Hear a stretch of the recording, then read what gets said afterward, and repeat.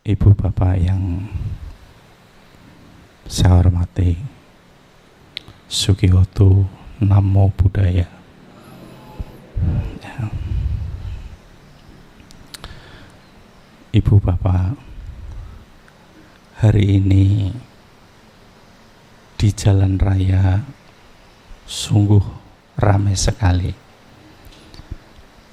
Biasanya sepi, tapi hari ini ramai sekali. Karena beberapa saat ke depan saudara kita mau merayakan Idul Fitri. Jadi saudara-saudara kita sangat bersemangat sekali untuk pulang kampung, atau yang biasa kita kenal dengan mudik. Nah, hari ini betul ramai sekali, baik dari arah timur maupun dari arah barat. Ya, nah.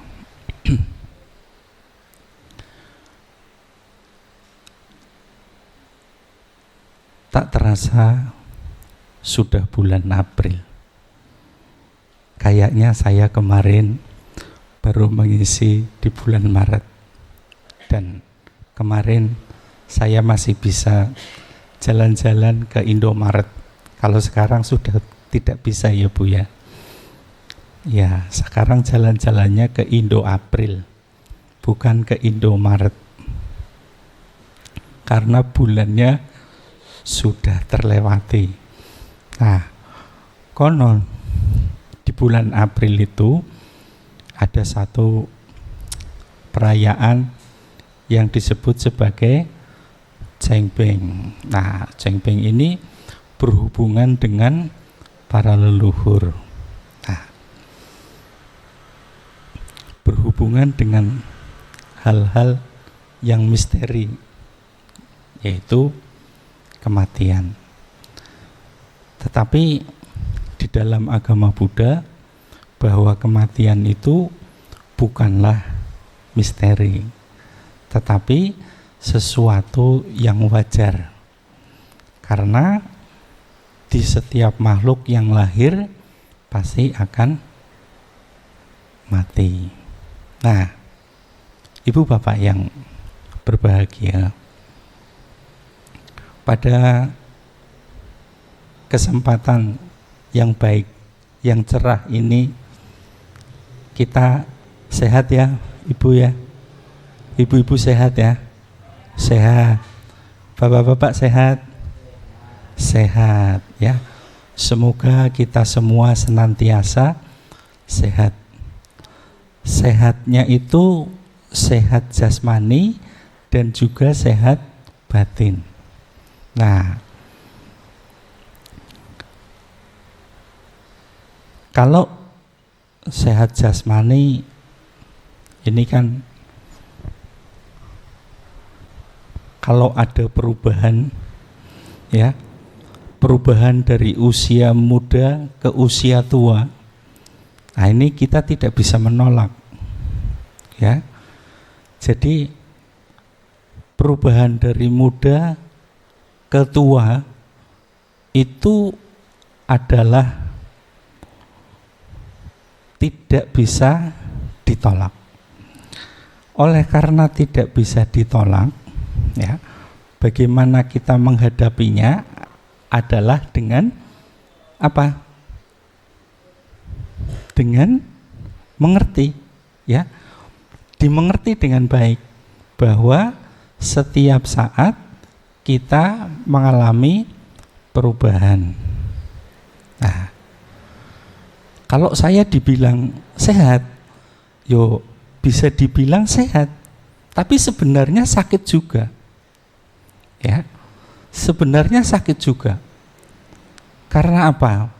Saya kalau duduk bersila seperti Pak Yanto hari ini, saya sudah tidak bisa. Ya, dulu waktu masih muda, saya bersila padmasanya gampang, ya. Sekarang sudah tidak mampu lagi, ya. Karena tulang-tulangnya sudah berubah, ya, badannya juga sudah berubah, ya. Ya. Jadi perubahan itu yang membuat apa ya? Kemampuan untuk seperti dulu, ya, sulit. Nah, maka ada cara lain, ya, kita duduknya seperti ini. Toh masih tetap bisa menjalankan kebaikan. Nah, agar kita tetap sehat, ya, sehatnya itu sehat pikirannya, Bapak Ibu sekalian. Nah, pikiran kan kita sudah sehat, ya. Artinya kita punya pikiran terjaga dengan baik. Ya, tidak sewaktu-waktu iri hati, tidak sewaktu-waktu marah, tidak sewaktu-waktu membenci, ya, tetapi senantiasa terjaga dengan cinta kasih. Nah, kalau pikirannya itu terjaga dengan baik, itu tandanya kita sehat dalam pikiran. Nah, orang yang sehat dalam pikiran tidak akan melakukan kejahatan yang besar. Orang-orang yang melakukan kejahatan besar itu karena pikirannya tidak sehat. Ya, beberapa hari yang lalu ada seorang ibu penjual pakaian, ya, gara-gara memperingati pembelinya supaya tidak pakai sandal, ibunya ditusuk. Nah, coba, ya, karena sandal yang dipakai kotor. Nah, ibu ini sedang bersih, ya, sedang bersih-bersih, bilang bahwa kamu mbok sandalnya dilepas karena sandalnya kotor. Nah, kemudian tidak terima dengan ucapan yang demikian, langsung ambilkan golok, ibunya ditusuk. Nah, di awal kan sudah pikirannya adalah tidak sehat. Artinya ada kebencian di situ. Ya, ada kebencian di situ. Dan kebencian ini Bapak Ibu sekalian bisa bersifat seketika atau juga bisa bersifat terima ajakan. Ya, terima ajakan. Nah, terima ajakan itu biasanya dikongkon, ya, atau bareng bersemat dengan teman, atau sesaat, ya, marah sesaat itu tadi, ya, karena tidak menjaga pikiran dengan cinta kasih, marah sesaat, kemudian melakukan pembunuhan. Itu pikirannya tidak sehat. Dan ibu yang ditusuk itu akhirnya mati, meninggal dunia. Ya, dan yang menusuknya itu akhirnya juga menyerahkan diri, ya, ke pihak berwajib, ke Bapak polisi. Ya, yang akhirnya sama-sama tidak jadi lebaran. Ya, kalau dihukum kan di dalam sel, di penjara, ya, tidak ada kebebasan seperti ketika di luar. Nah, ya, jadi dengan menjaga pikiran kita menjadi sehat. Sehat pikiran itu menyebabkan ucapannya juga sehat. Nah, bagaimana ucapan yang sehat? Ucapan yang tadi, ujaran tidak membenci, ujaran tidak memfitnah, ujaran yang tidak bohong. Nah, ya. Nah, hari ini kan mendekati hari raya, di mana setiap usaha kayaknya mengalami peningkatan. mengalami omset. Ya. Nah, bagaimana supaya kita itu dalam berjualan tetap menjaga ucapan kita? Ya. Seperti yang Ibu tadi saya contohkan, itu kan sebenarnya ucapan yang tidak menyinggung, ya. Ya, kalau pikirannya sehat loh. Ucapannya tidak menyinggung. Kecuali orang itu dikatain, ya, dasar apalah. Enggak. Orang ini hanya diingatkan bahwa, mbok, ya sandalnya dilepas ya, wong kotor itu. Ya. Nah, ini kalau sudah meninggal dunia hanya karena ucapan sandalnya kotor, nah sandalnya itu kan harganya itu lebih murah dibandingkan dengan harga sebuah nyawa. Wong waktu Sang Buddha saja mau jadi penasehat, ya, dimintai oleh dua suku yang mau berperang, beliau mengatakan kepada dua suku ini, wahai dua suku, mana yang lebih berharga, air apa darah? Mereka pada menjawab, darah Bante lebih berharga dari air. Loh, mengapa kamu rebutan air? Nanti dengan mengorbankan darah. Kalau perang yang dikorbankan kan darah, hanya merebutkan air. Ya, cobalah air ini dipakai bersama-sama saja supaya darah tidak jadi dikorbankan. Begitu, ya. Bagi para pemimpin yang sehat menerima bahwa harga darah jauh lebih mahal daripada harga air. Ya.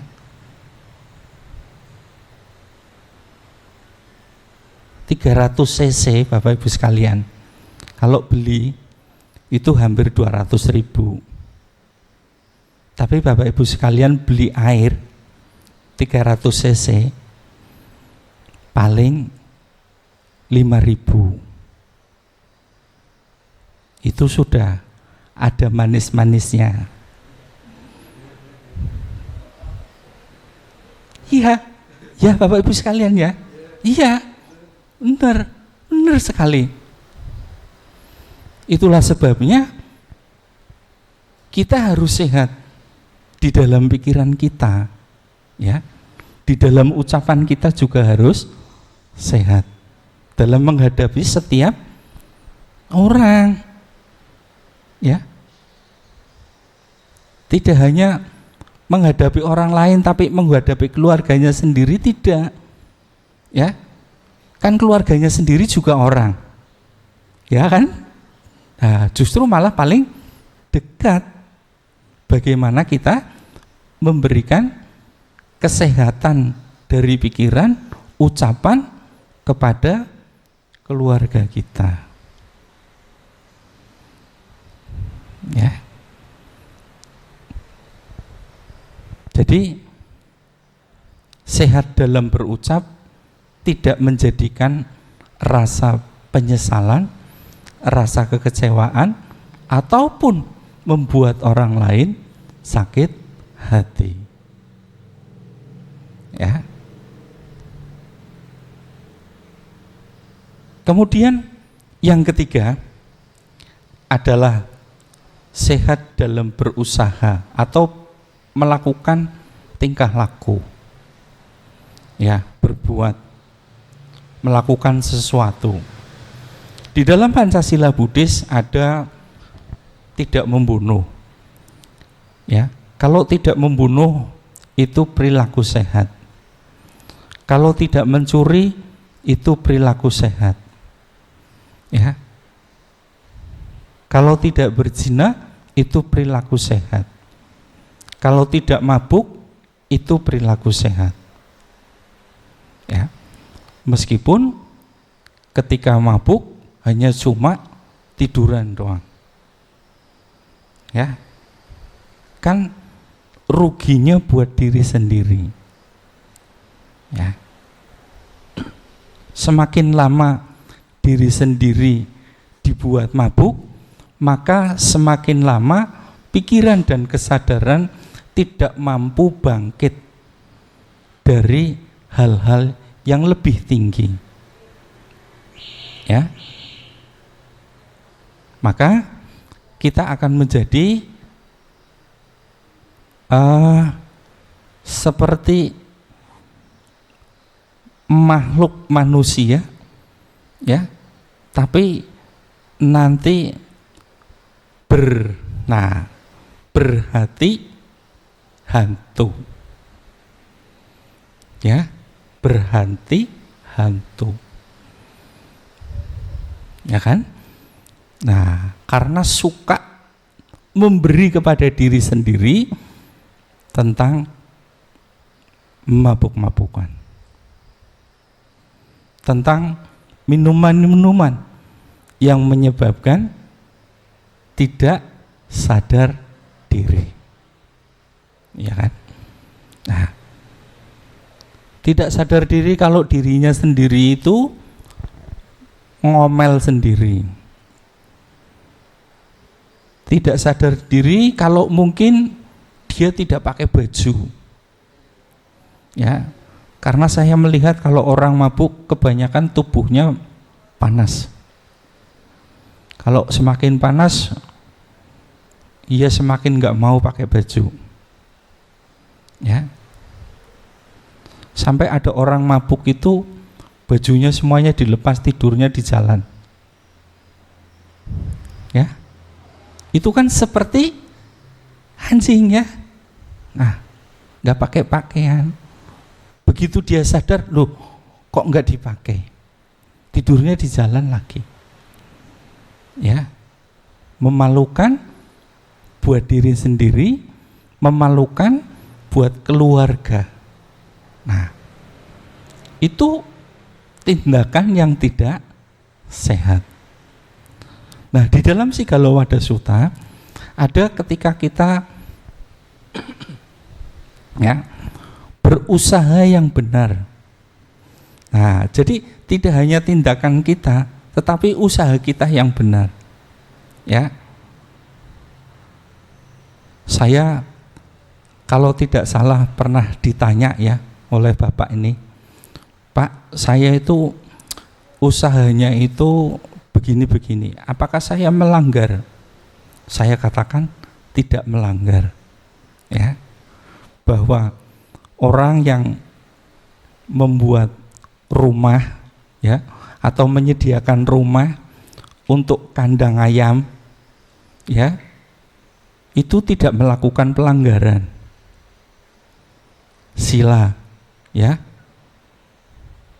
Nah, yang melakukan pelanggaran sila siapa? Apakah orang yang memelihara ayamnya?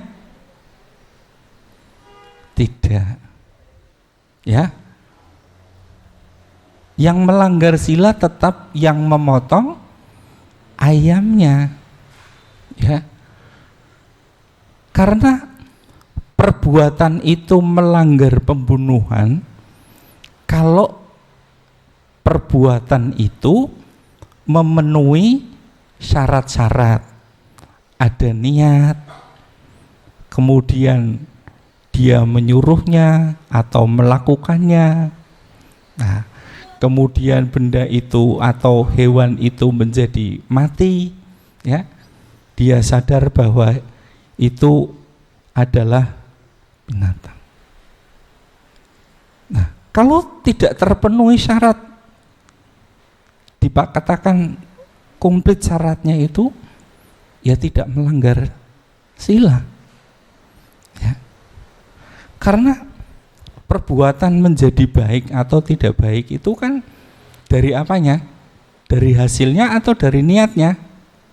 Dari niatnya, Bapak Ibu sekalian, bukan dari hasilnya. Ya, coba tadi Kalau ada orang yang terngiang-ngiang mau Idul Fitri atau mau hari raya kemudian dia nyuri. Nah, yang dicuri itu nggak ngerti, ya, nggak ngeroso kalau dia dicuri. Ah, berarti kan berhasil yang nyuri itu, ya. Dia nyuri tapi hasilnya apa? Seneng kan? Dapat, wah, ya. Atau mungkin dia nyopet, ya, dapat, seneng. Dompetnya dibuang, yang diambil, uangnya.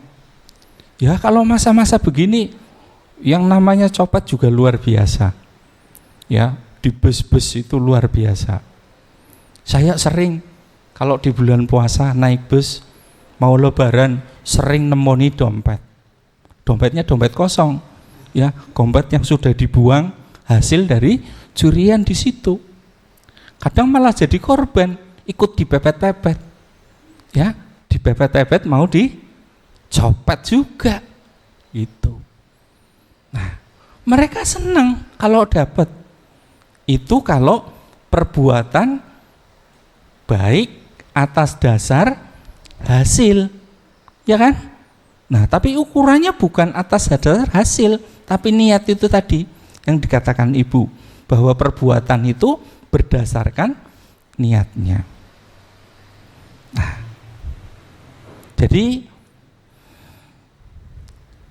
pikirannya sehat, ucapannya yo sehat. Nah, kemudian mata pencaharinya atau perilakunya juga sehat. Nah, ketiga hal yang sehat inilah yang nantinya akan membentuk hidup susila, ya, atau yang membentuk kesusilaan, ya. Karena di dalam ajaran Sang Buddha, dari pertama sekali yang beliau ajarkan di jalan tengah, ya, jalan tengah beruas 8, itu ada sila, samadhi, panya. Nah, di silanya itu, ya, apa faktor yang membentuk sila? Adalah pikiran benar, ucapan benar, dan perbuatan benar, atau mata pencarian benar. Nah, jadi kalau pikirannya sudah sehat, kalau ucapannya sudah sehat, kalau perbuatannya sudah sehat, ini sama akan mendukung terciptanya kesusilaan hidup. Ya.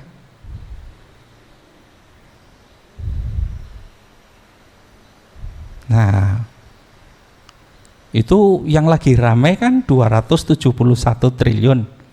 Wah, lagi ramai sekali. Ya.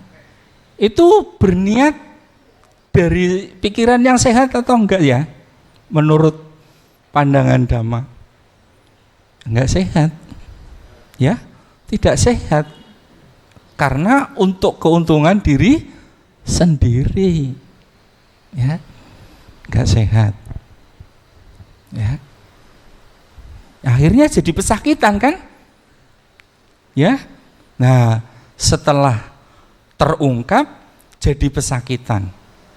Ya, tangannya diborgol, bajunya pakaikan kuning, walaupun masih bisa tersenyum, meskipun mereka masih senyum-senyum, masih ketawa, itu hanya ketawa senyum dari bibirnya saja, tapi hatinya lain. Ya, hatinya lain, Bapak Ibu sekalian. Ya, ya, hatinya lain. Sampai orang yang mudik menuliskan gede-gede itu kemarin di rangselnya 271 triliun. Ya. Motor yang aku naiki bukan hasil dari 271 triliun. Ya, saya sempat kemarin beriringan dengan para pemotor-pemotor itu, yang ada tulisannya seperti itu. Ya. Oh. Jadi mereka lebih bahagia naik motor. Ya. Sampai ada yang menggambarkan 271 triliun kalau dibikinkan rumah jadi berapa rumah? Kalau dibelikan mobil jadi berapa mobil? Kalau dibelikan motor jadi berapa motor?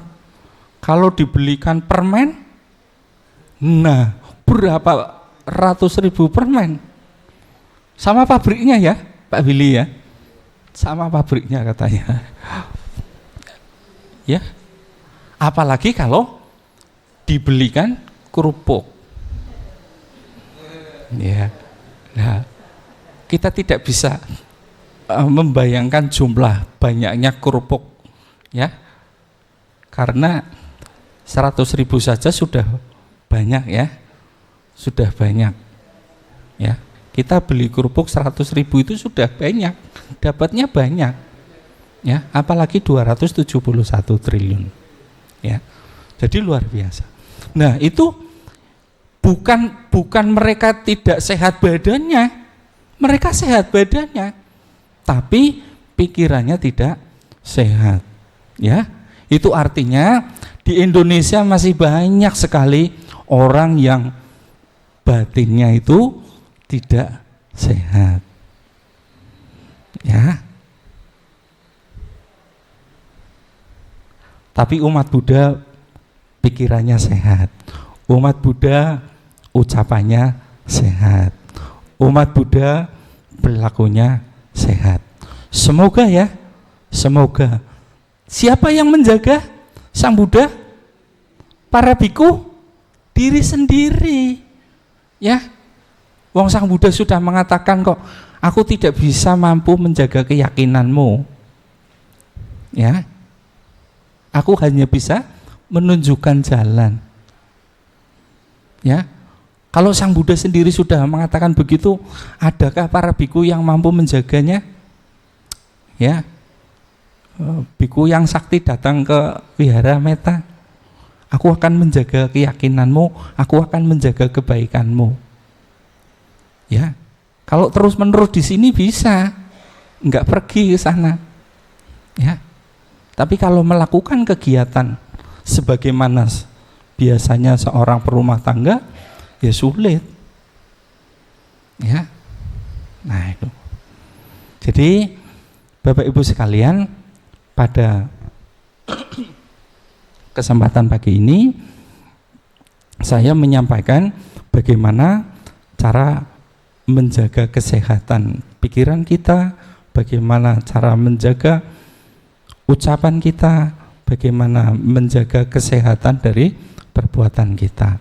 Nah, tentunya diri sendirilah yang mau mengusahakan segala macam perbuatan baik yang menunjang cinta kasih, yang melenyapkan ujaran kebencian, yang menyampaikan kata-kata lemah lembut dan perbuatan-perbuatan yang tidak menyusahkan diri sendiri dan orang lain, ya.